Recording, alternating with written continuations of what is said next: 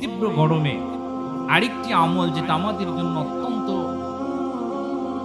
ফজিলতপূর্ণ এবং যেটা আমাদের জন্য করণীয় অত্যন্ত সহজ, সে আমলটা হলো পশু পাখি প্রাণীকে সহযোগিতা করা। কারণ প্রচণ্ড গরমে তারা অস্থির হয়ে পড়ে। আমরা একটা গল্প বা ঘটনা সকলেই জানি।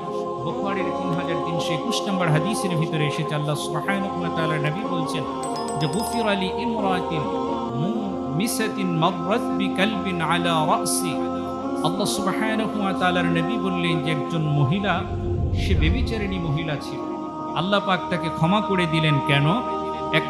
একটা পিপাসার্ত কুকুরকে পায়ের মোজাটা খুলে এরপরে তার ওড়না মোজার সাথে পেঁচিয়ে এরপরে সেই মোজাটা ভর্তি করে কূপ থেকে পানি উঠিয়ে শুধুমাত্র একটা কুকুরকে পানি পান করিয়েছে, যার কারণে আল্লাহ তার ব্যভিচারের যত শাস্তি যত পাপ সব মাফ করে দিয়ে আল্লাহ তাকে জান্নাত নসিব করেছেন। সুবহানাল্লাহ।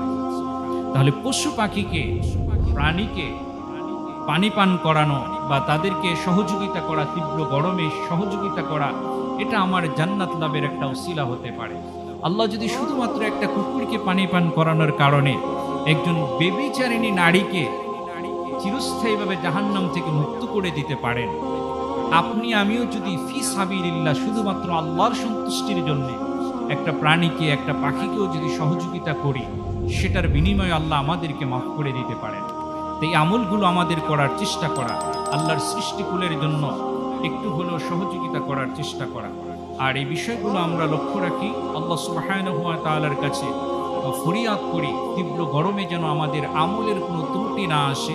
তীব্র গরমের কারণে যে আমলগুলো আল্লাহ রাসূল সাল্লাল্লাহু আলাইহি ওয়াসাল্লাম আমাদেরকে শিখিয়েছেন, সেই আমলগুলো আমরা করার চেষ্টা করি। গরমের তীব্রতা থাকবে, শীতের যে শীত সেটাও থাকবে, কিন্তু সবগুলোই আল্লাহ সুবহানাহু ওয়া তাআলার সৃষ্টি।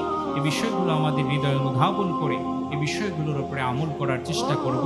আল্লাহ সুবহানাহু ওয়া তাআলা যেন আমাদেরকে সেই তৌফিক দান করেন। আমরা সকলে বলি আমিন।